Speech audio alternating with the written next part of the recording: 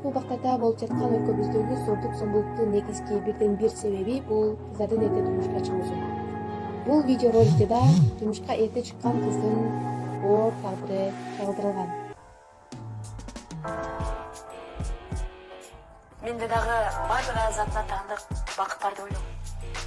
Жаш келин катары баары сыйлап, жолдошу көзүмө карап турду.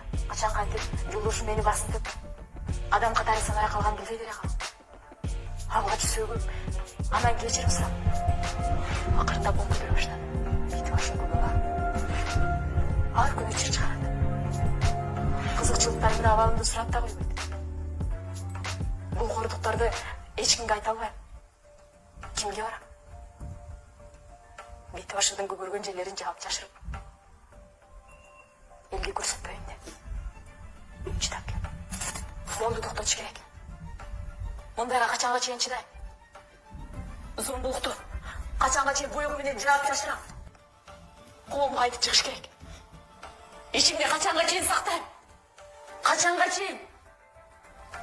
Айланадан, жакындардан, бийликтен жардам сурап, зомбулук баштаганга чейин эле токтотуш керек болчу.